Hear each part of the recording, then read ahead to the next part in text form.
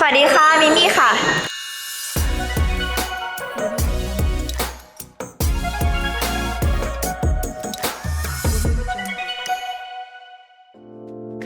สวัสดีค่ะชื่อมิมี่นะคะชื่อจริงชื่อเหมือนฝันแม่สกุลค่ะตอนนี้ก็เป็นนักแสดงค่ะฝากซีรีส์เรื่อง Player ไม่อาจห้ามรักนะคะแสดงเป็นปันค่ะก่อนหน้านี้นะคะเป็นวิศวกรอยู่ค่ะแล้วก็เรียนปริญญาโทอยู่ค่ะสาขาการตลาดค่ะคณะบัญชีที่จุฬากำลังจะจบแล้วค่ะคาดหวังนะคะถ้าไม่มีอะไรผิดพลาดหวังว่าจะไม่มีอะไรผิดพลาด แล้วตอนเป็นวิศวะนี่เป็นวิศวะอะไร วิศวะเครื่องกลค่ะ นอกเหนือจากงานวิศวะแล้วเรามีงานอื่นก่อนหน้านี้ไหมคะ ก็จะมีธุรกิจส่วนตัวค่ะ เป็นร้านสปาศีรษะแล้วก็จะมีถ่ายแบบเป็นอินฟลูเอนเซอร์บ้างหลากหลาย จริงๆก็ยังงงอยู่ถึงทุกวันนี้ เพราะว่าทุกอย่างมันเกิดขึ้นเร็วมากค่ะ คือเหมือนกับพี่แคสติ้งเขาไปเจอหนูแล้วก็ดึงมาจากมหาลัย หนูก็งงมากชีวิตแบบพลิกผันภายใน1 เดือน ไม่ก่อนหน้านี้เราเคยมีคนมาชวนเราไปทำงานแสดงมาก่อนไหม มีบ้างแต่ก็ไม่ได้แบบว่าจริงจังมากค่ะ ก็เหมือนเป็นคนรู้จักของคนรู้จักอะไรเงี้ยเขาก็มาถามคำประมาณ แล้ นี้ วทำไมก่อนหน้านี้เรายังไม่เคยตัดสินใจที่จะแบบเป็นนักแสดง อ๋อคิดว่าจังหวะชีวิตค่ะมันเหมือนกับว่าเราแบบพอเราโฟกัสเรียนมากๆอย่างนี้ใช่ไหมคะแล้วเราก็เหมือนไม่พร้อมจะเอาเวลาบางส่วนหรือส่วนใหญ่ๆเนี่ยมาทำงาน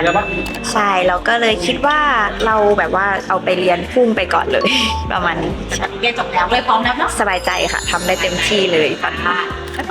อันดับแรกเลยคือเรารู้สึกว่าเราได้แบบ explore ในเรื่องของศิลปะ แล้วก็ความรู้สึกของตัวเองอะเยอะขึ้น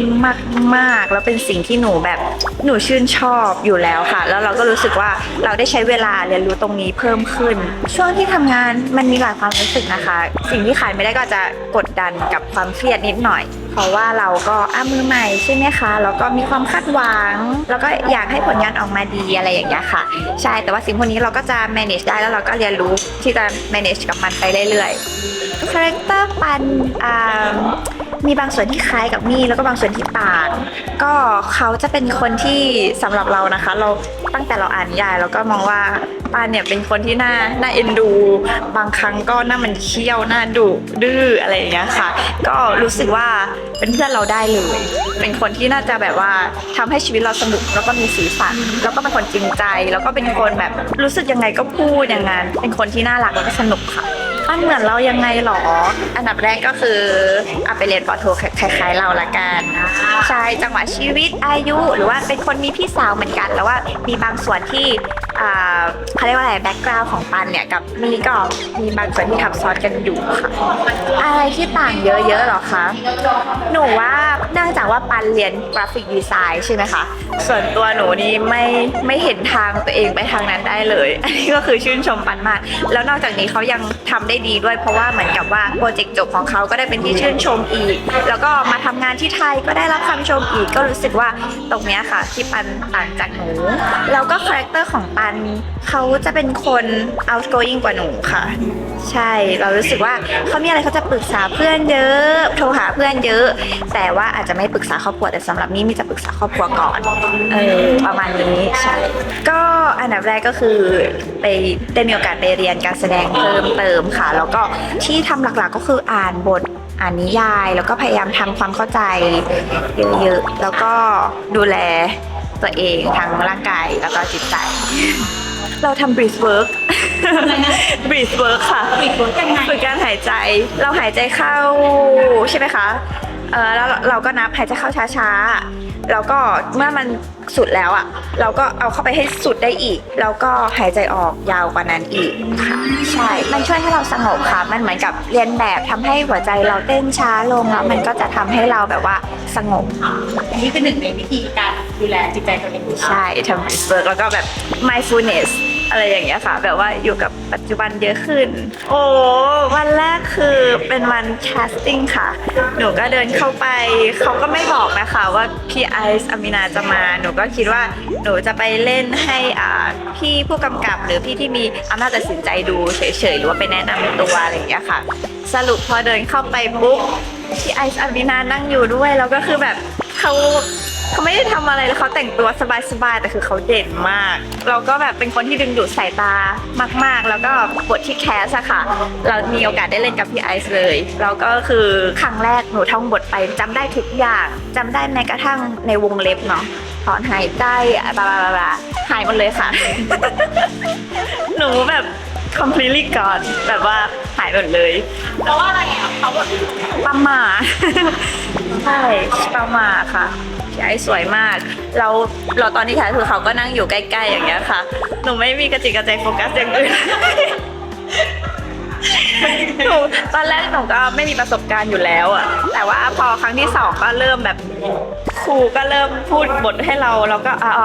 โอเคพอจะจำได้เราก็เลยทำการแสดงให้ครูดูค่ะผสมนะคะแบบมันก็เหลือเชื่อนะคะ แต่มันก็ไปแคสมันก็มีความคาดหวังระดับหนึ่งอยู่แล้วแล้วก็เหมือนกับว่าแต่มันก็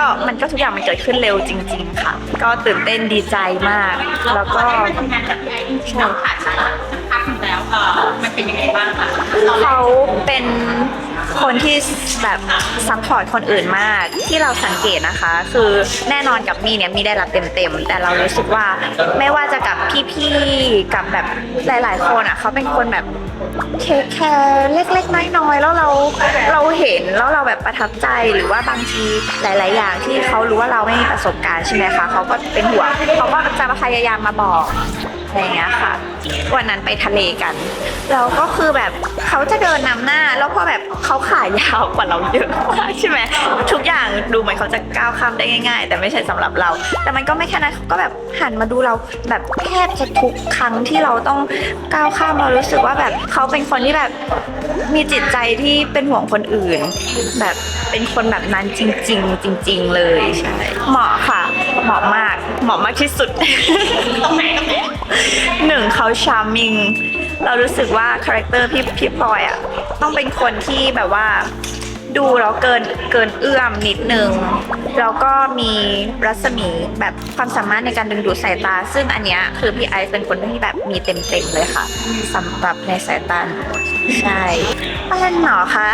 ปานเป็นเพลเยอร์ที่หลงตัวเองค่ะ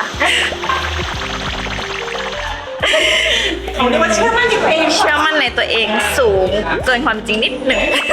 นิดเดียว จัดการได้ ใช่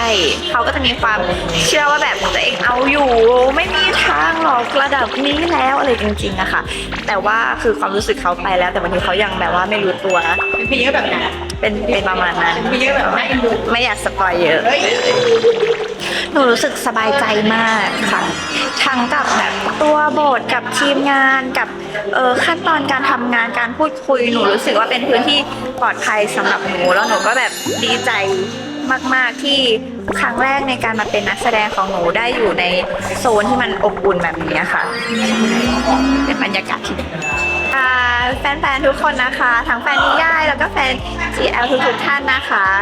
ฝากและฝากตัวด้วยนะคะ กับน้องปันแล้วก็น้องลูกปันหรือว่ามิมี่นะคะฝากติดตามเพลเยอร์ไม่อาจห้ามรักของเราด้วยค่ะ จะทำให้เต็มที่แน่นอนค่ะ